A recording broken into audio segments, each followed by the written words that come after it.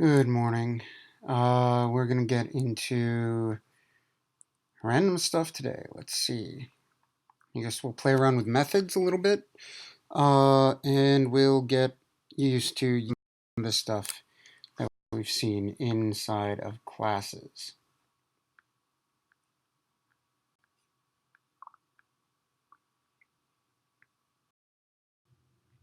Project. Or a new class, let's say.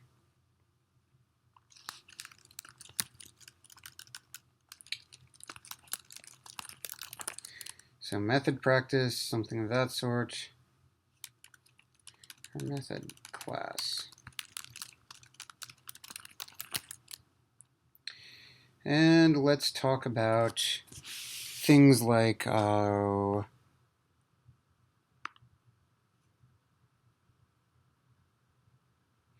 let's say variable scope.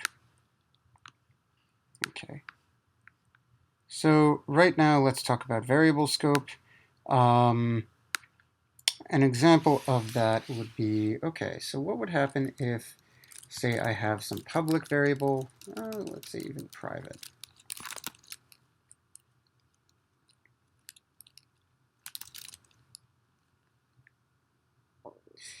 Oh, private int shoes. Okay. So we'll have this private integer, and notice I have this main class. We'll mess around with this main class a little later, or this main method a little later. So I have a private int shoes, and let's say I have a private int socks, a private int total. Okay, so let's make a constructor. So hearkening back to the good old days, we're going to make a constructor.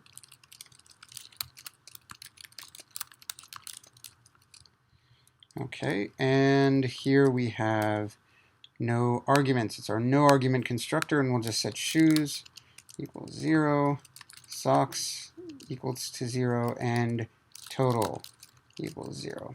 And we're also going to have some variable in here just to look at scope a little bit.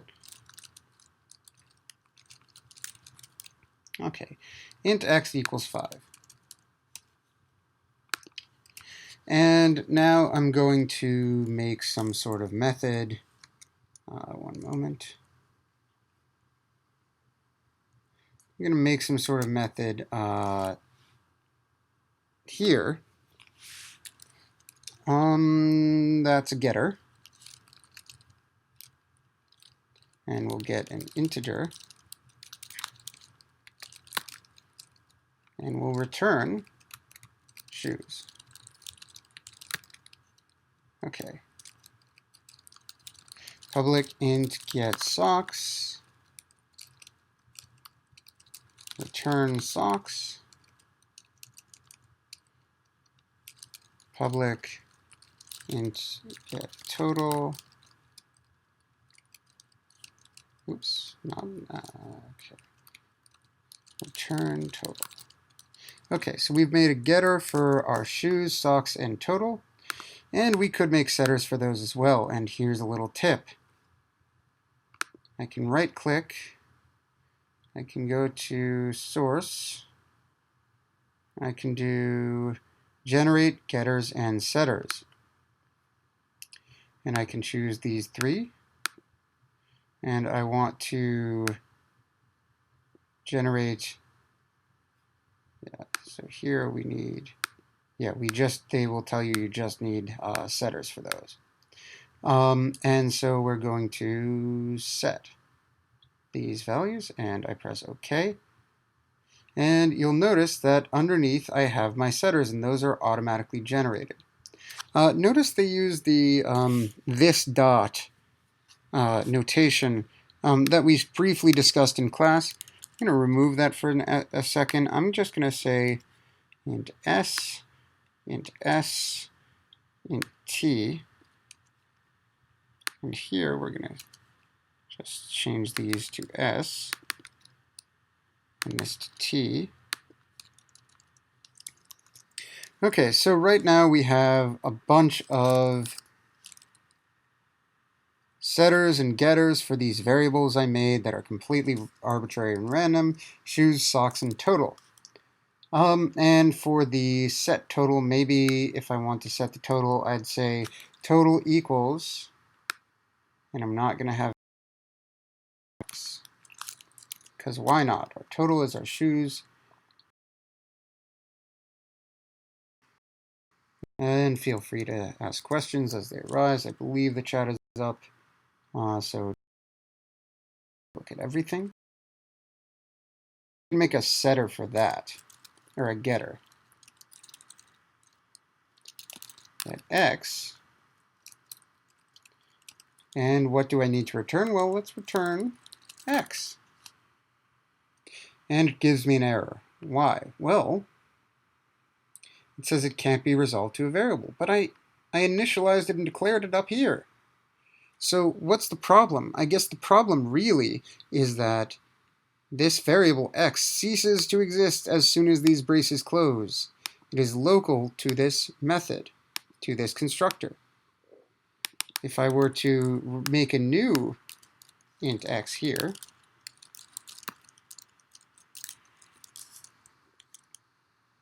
then I wouldn't have an issue, because now I've created X in the context of this method. If I had private int X here, I can still have a local variable here, and perhaps I'll change this here. So now X is 5, and X is 2 here. So when I get X, what's going to be printed out? 5 or 2? Well, let's try it out. So here I'm going to do a main method.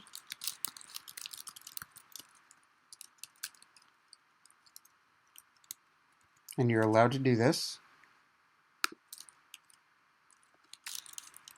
And we're going to make sure that it has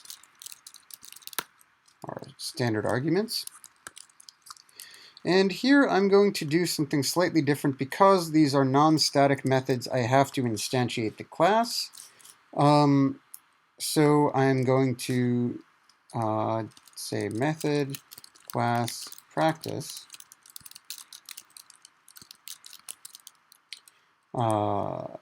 M equals new method class practice.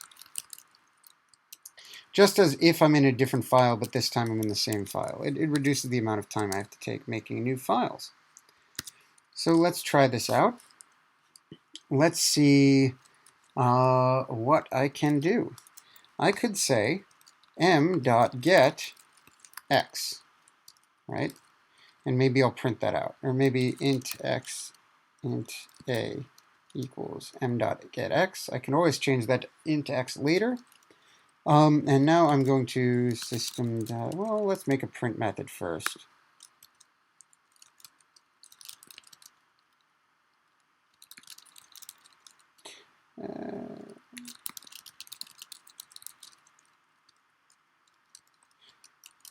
And notice this one's static because I'm going to be calling it directly in my static method.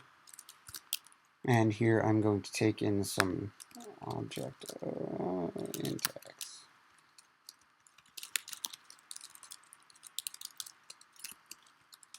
Okay, so here all I have to say is print a. And again, as questions arise, let me know. So I'll run this, and what number do you see? You see that I got 2. I didn't get 5, as was specified by my constructor. I got 2, which was specified in my getX. So what does this mean in terms of precedence? And precedence is this big idea: when things happen matters. And the whole idea here is that while I have a global variable called x, it exists for the entirety of the class. The x that I made that's new here on line 33 is local to the getX method, and it takes precedence over the global variable. So as I get into a method, I consider the more specific variable that I care about, as opposed to the more generic variable that you can see with that's the global variable. Now here, if I wanted to change this and return 5, this .x would do that. It would return 5. And that refers to the global variable. This always refers to my global variable, which is my variable that is owned that is seen by the entirety of the class.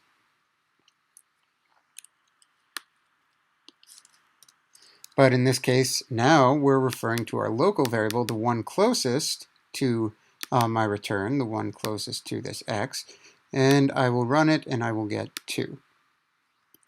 And so you can see that with ambiguity in naming, we can run into a lot of issues where we might get something we expect, or we might get something we don't expect because two things have the same name. And local variables are always going to override global variables in terms of the namespace or the naming that we look at. And we're going to basically have to start being very careful about what we call things. Now notice down here, I have arguments, parameters, int s, and for both of these. Well, both of these int s's die out when I reach my closing brace, and as a result, I could have both of these named s. What if I change one of them to x? Well, I have x in a bunch of different places. I have an x here, I have an x here, I have an x here,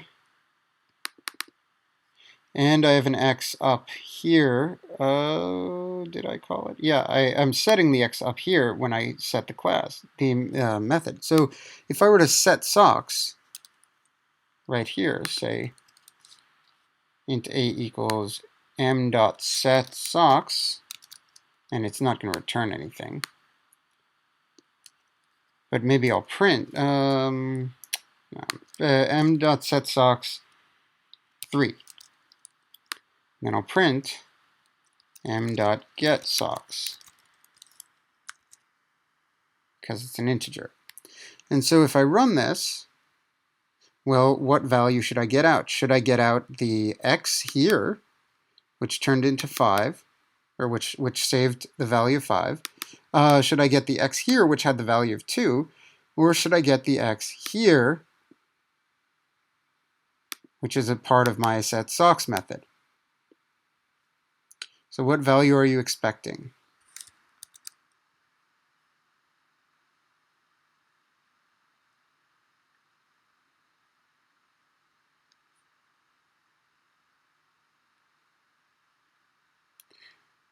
Okay, so hopefully you've paused and had a guess. And here we're going to try out this method.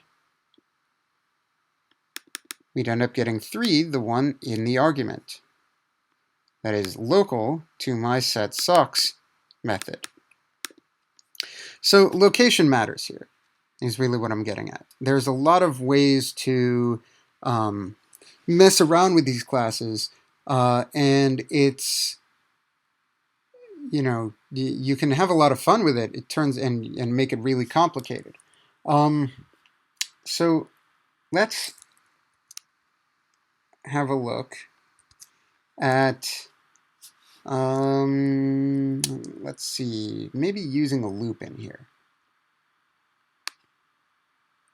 Let's have a look at using a loop. So I'm going to remove this. I'm going to just make another method here.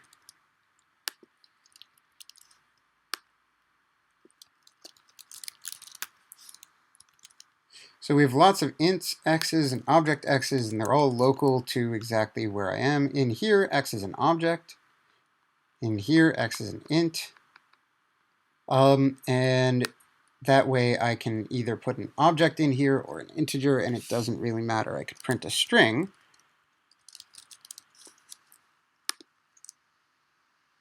And I get hello printing here. I could print, yeah, I don't have anything else good in here. But let's say I also want to make a version that takes in nothing. So print nothing.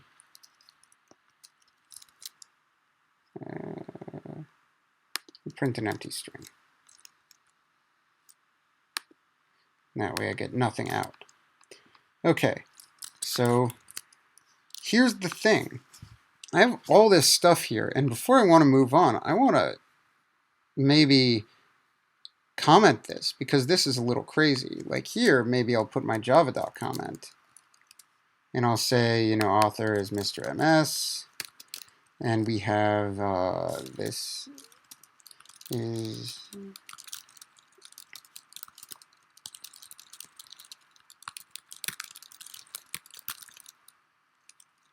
classes, methods, and loops. And maybe I'll have a date down here. And today is 11/6/15/16. Okay, and so you can see that we have a lot of different stuff here.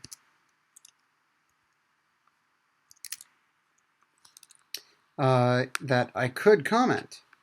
Well, is there an easy way in Eclipse to comment this all?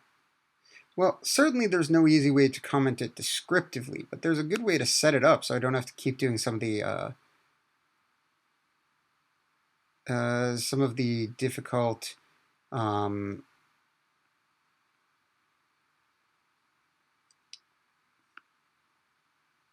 things that are going on here. So let's say I want to, oops, I generated an element comment here.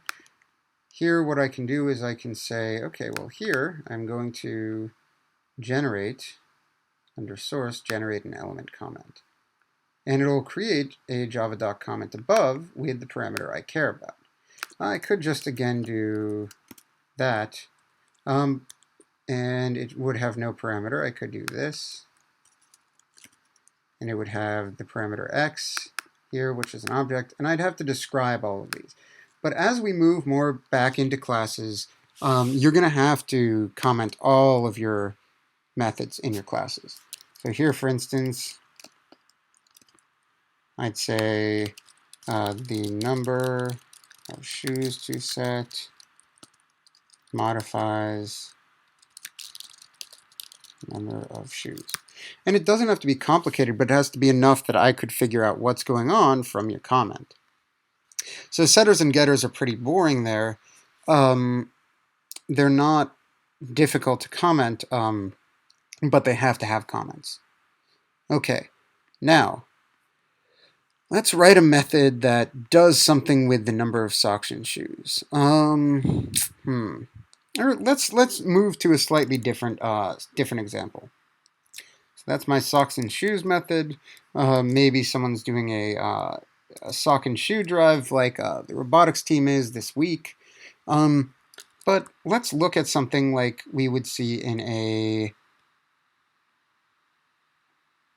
sort of in a coordinate plane. Let's say we want to make a chess game or something. So I'll make a new class, and I'll call it coordinate.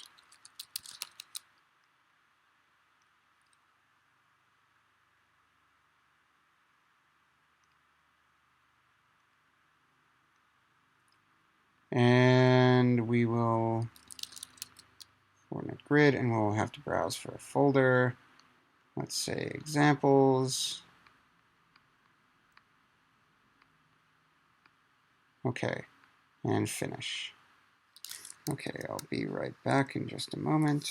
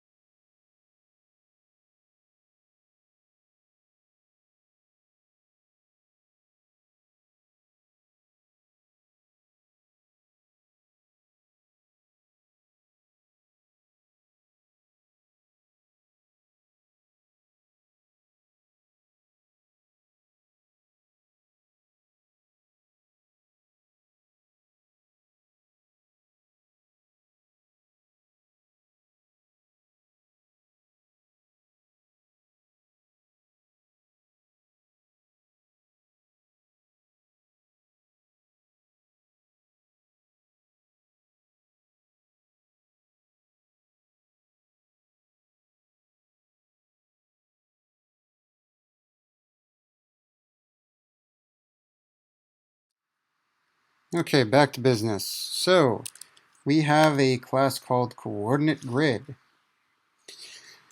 And coordinate grid is going to have a few variables.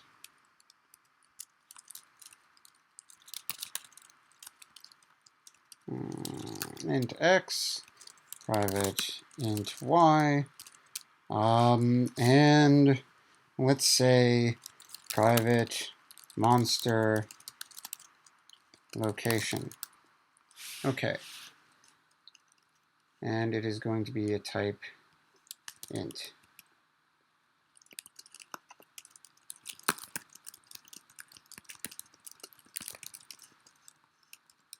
Okay. So I have a few different things here, and let's say I want to make a sort of a maze to navigate. The way I do this is first I need my constructor, and I need my setters and getters. So I'm going to right-click, source, generate setters and getters, and I'll do that for all of these variables. And I'll click OK. And I'm just going to leave it as is. And I want to, actually, I'll probably edit this. So one thing I don't want to do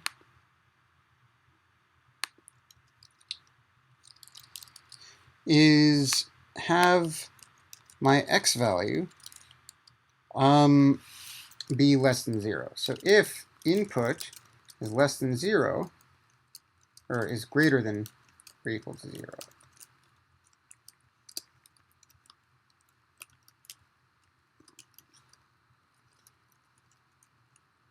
then I'll want to do this.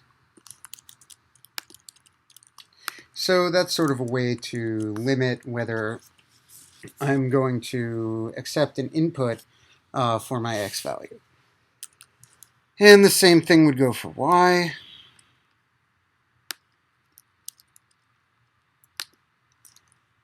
Oh, oops, not get y, set y here.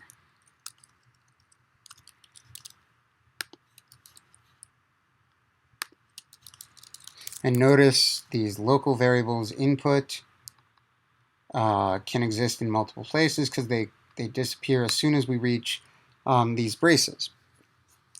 And get monster location. So when I want to set my monster location, you know what? I want to do it randomly. So monster location is going to equal, or is going to be set to maybe math.random.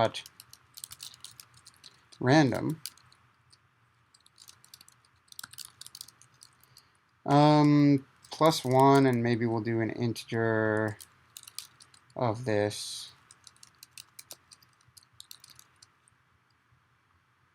And we're going to multiply by, let's say, x. To say we can move, or maybe I'll make another variable here, private int max size, and we'll say it's a square grid, and the max size is, and maybe it won't be, maybe it'll be a final.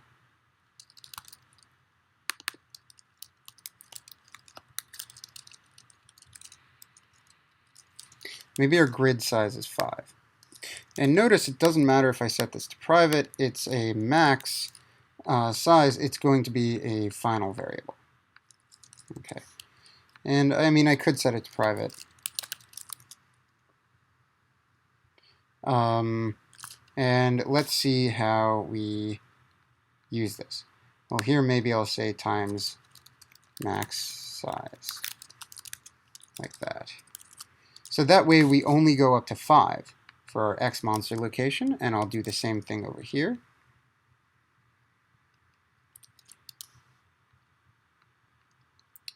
And I'll do that, yeah, same exact value. Okay, so it's going to have a random x and y for our monster location. And that should be y. Notice it doesn't catch that because we are telling the computer what to do. And let's say here I want to make a constructor. So I can automatically do that by going to source and generate constructor using fields. And we'll say we want to generate the constructor. We won't use the field monster location X and Y. We'll set, in fact, we won't have it do any of that to start out. Okay, so we have a constructor. It's set to super, meaning to the superclass, which is just object. So we don't really care about that. One moment. Okay, and now let's think about, okay, so I'm going to make a constructor for my coordinate grid. I want to set an x value, and I'm going to say it's 0. I'm going to start in the upper left corner of my grid, and y is equal to 0. But my monster location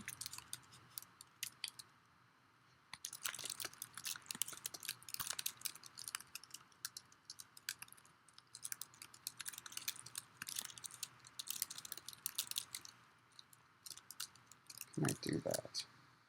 Yes. So my monster location is going to be enabled by my method here. Set monster location x and set monster location y. So it'll be random. So I'm going to have a random monster location somewhere. And here's what we're going to do. We have a get x, we have a get y, we have a set x, we have a set y. Let's see if we can traverse this maze a little bit. So we've made some maze. How big is it? Well, I haven't necessarily defined it, but I've defined it to be max size. And I also, input also has to be here. Input also has to be less than or equal to max size. And the same goes here.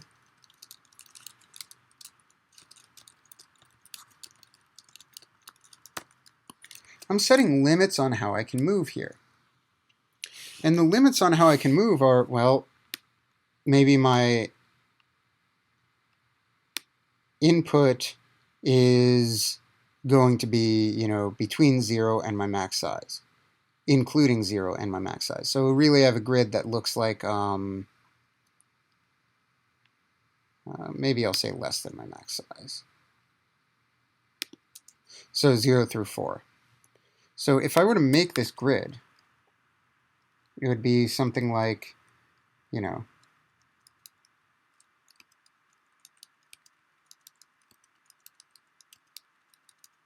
that, where each one of these is in a space of x's and y's from 0 through 4. Okay, now I have my coordinate grid, and I'm gonna just say, okay, well, I could set my x and set my y some way, and that way I'm sure, and this way I can say else. Maybe if we don't follow the input correctly, we can say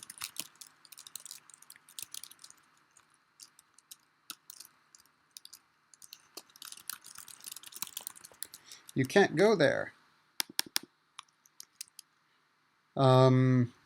And we would say the same here.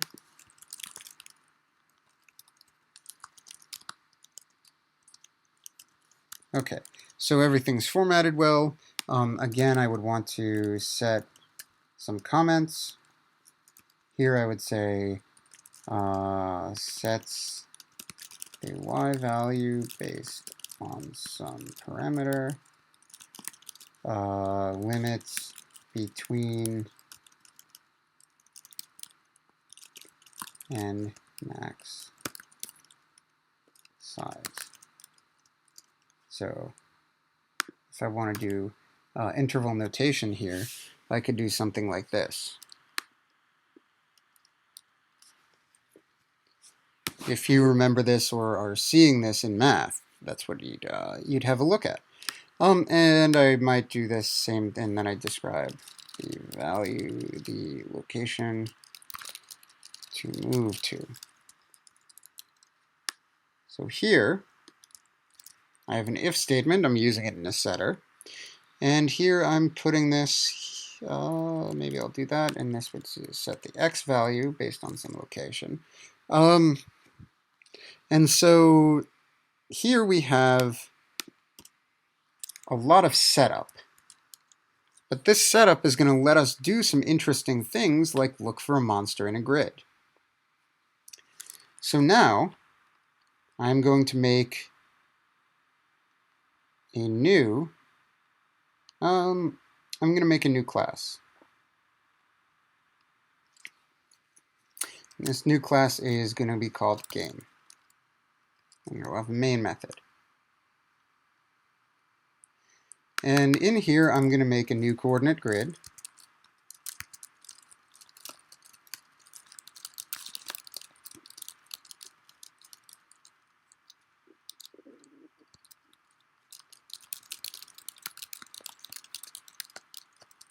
Okay.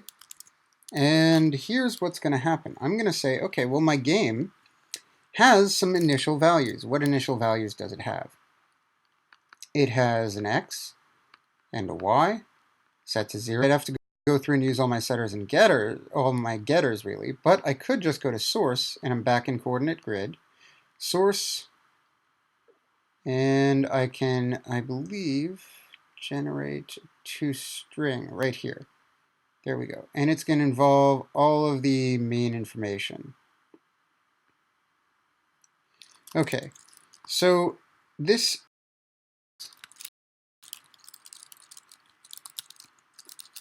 in my game class, if I were to just print out the game variable, what do I get? I get the max size, I get my x, I get my y, I get my monster location x is 3, and my monster location y is 4.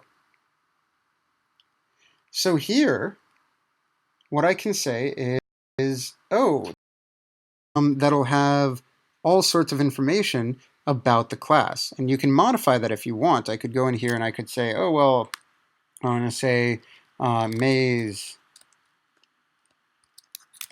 size equals max size. And if I were to run it again, you'd see maze size here is 5. And this is really interesting that Eclipse lets you do this. It's a really big shortcut. So here's a tip. I won't be talking about this outside of this video. Okay, if there are any questions so far, let me know. And of course, you can always watch back, and watch some of this broadcast from earlier on if you missed anything.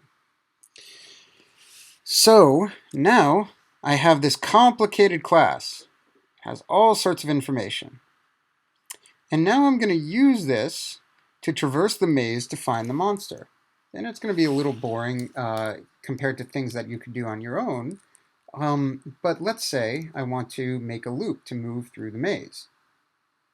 Well, how would I do that? Well, here actually I'm going to make this public. Okay. So what I want to do is I want to say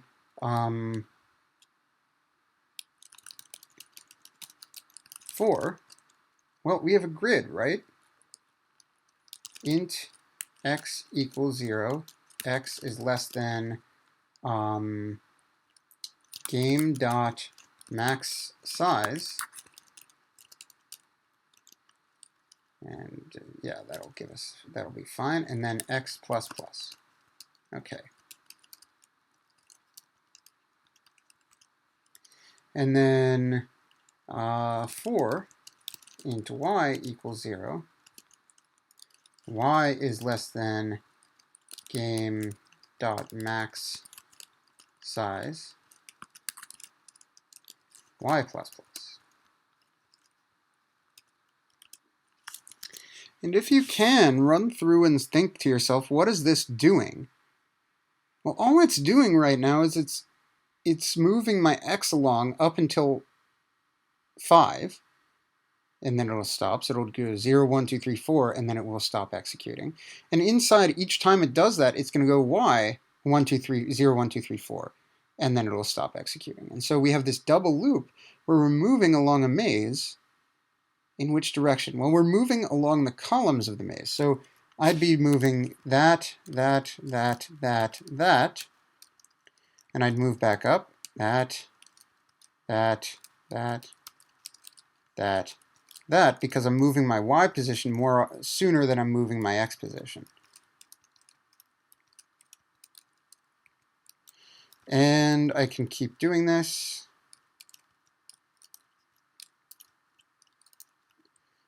And etc. until the 5th time at position 4. And that's what this loop does. It moves through in that pattern. It moves through these numbers in that pattern.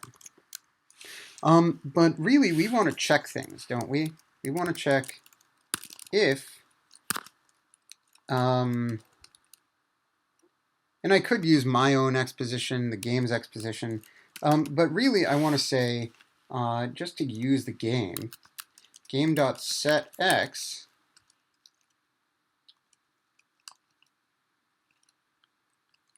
game.setY,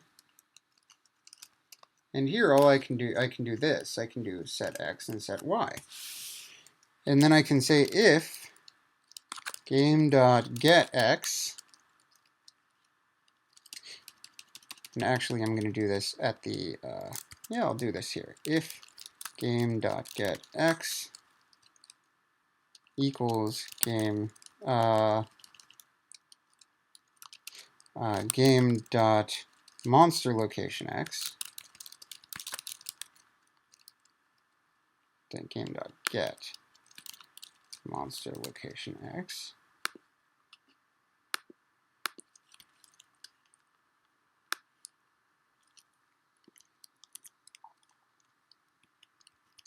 Maybe I'll put that up here. If game.getX equals game.get monster location x, we can print out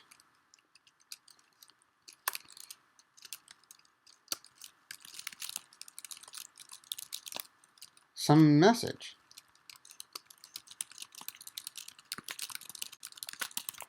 You're getting close to the monster. It is in this column. And then you could have some input saying proceed or whatever you want. And it doesn't have to be monster, it could be treasure. But this is sort of an example of, oh, well, every time we change our x, we could say, see what's happening here. And then in here, we could say, maybe I'll do that up here. I'll change my x here.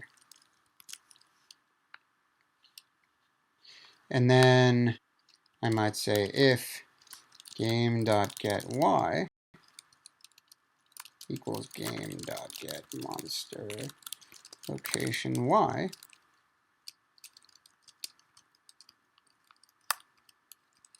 you're getting,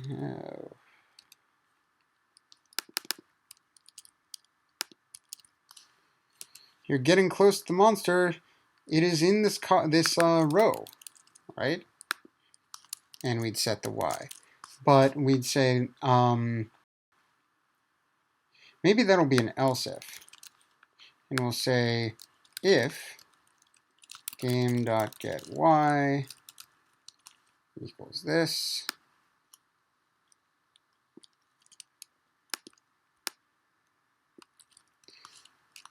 and game.getX is this,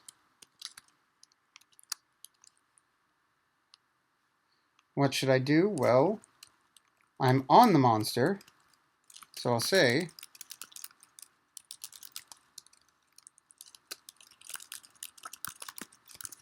you've been eaten. Okay, and so this is a really sort of convoluted way of doing this using classes and a coordinate grid system where I can make sure I don't go out of bounds here. And I'll show you the use of the set x in just a moment. Okay, so here we go. We'll say, let's run this and see what happens. And then we'll also want to print out the game variables here. When you get eaten, you want to see where you were. So we'll run this. So we say, you're getting close to the monster, it's in this row. And then at some point, you get eaten. Location X is 5. Ooh, so we had an error. Game.setX with X. And yeah, we didn't end up getting the column message.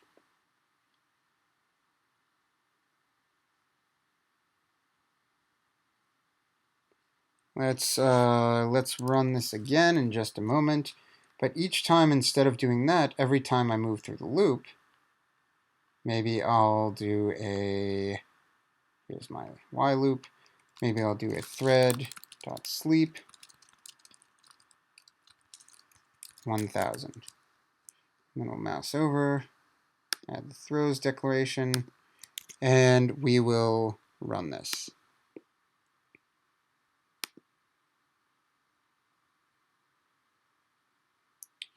They're getting close to the monster. It's in this row. Okay, so it's taking some time to print out. And it prints out a little early. It's in this column. It's in this row. Then we print out.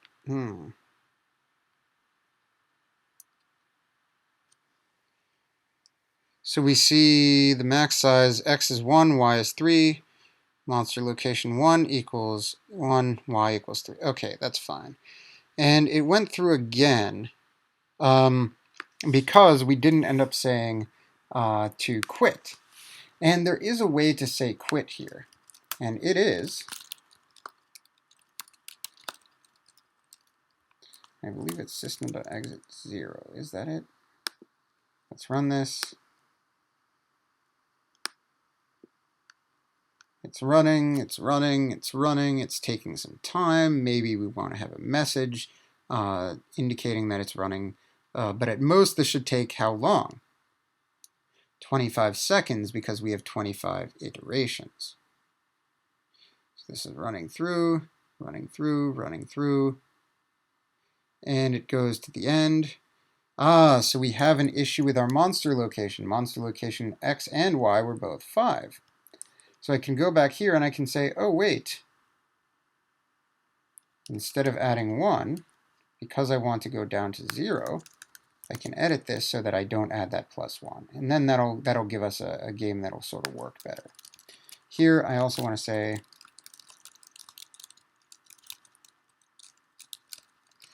something like, you hear growling around the corner,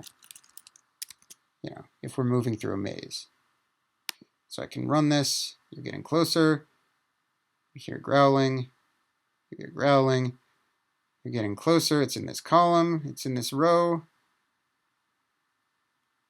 Yeah, you're getting closer.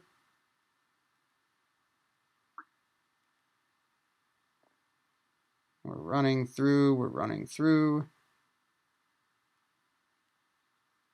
It's definitely in this row once.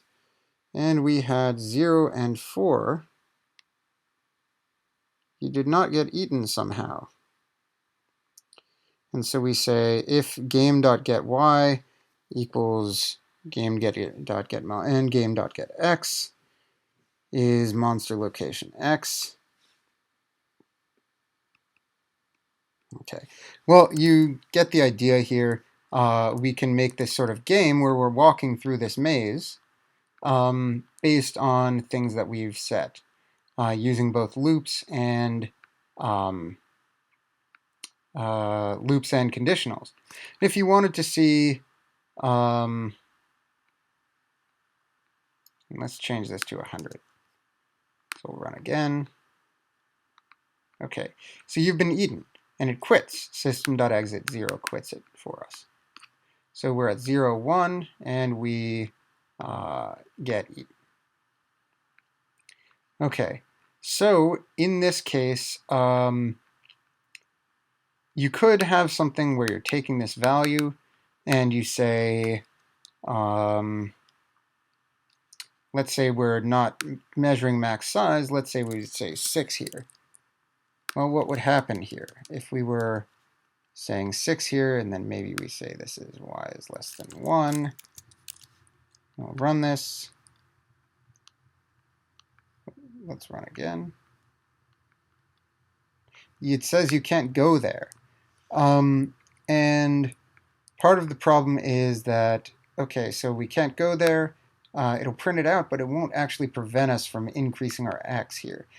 So what you might say is, if game.getX is equal to game.get or game.maxSize,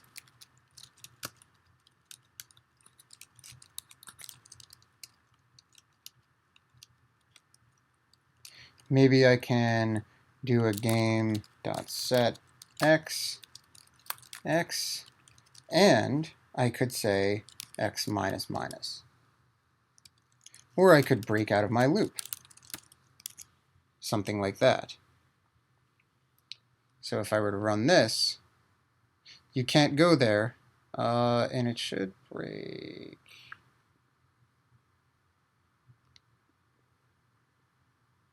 Okay, let's change this.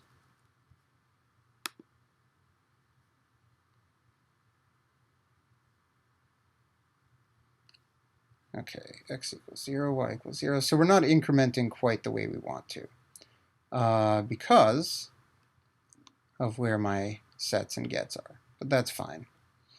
The ending idea is that we can make something really complicated, and you can debug using things like this toString. And so you can set things, you can get things, you can set random values, and then you can plug that all into an if statement and iterate through. Okay. We're going to have a lot more of a look at this type of stuff going forward in the future. But notice that if I'm moving through a two-dimensional array, or not even a two-dimensional array, just 2 dimensions, an x value and a y value, I would have an x. That's why, because y would always be 0 here. I would have an x value that would move through, I would have a y value that would move through, and they'd be moving through the grid either through the columns or through the rows, and then resetting. So I think that's going to be it for today. If you have any questions, any particular questions, send me an email. But this was sort of just a bunch of complicated stuff that you can do at a stretch with what you know right now. And it's also sort of a good introduction to using Eclipse to make your life easier. Notice if I mouse over, say set x, I'll get the comment that I made. And I can automatically generate these setters and getters. I can automatically generate some of these comments, and it just makes everything go a little bit quicker once our programs get more complicated. So here we're going to write a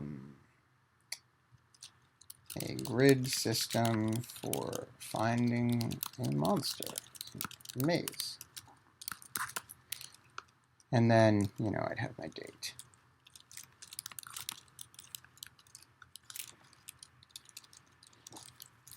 Something like that. I think today is the 6th. Yeah, today is the 5th. So I was wrong earlier. Okay. And that would be sort of an example of something you can do on your own, mess around with. We'll be doing something very similar in the future. And so keep your eyes peeled for that. You can always come back to this video. Have a great day and get some rest.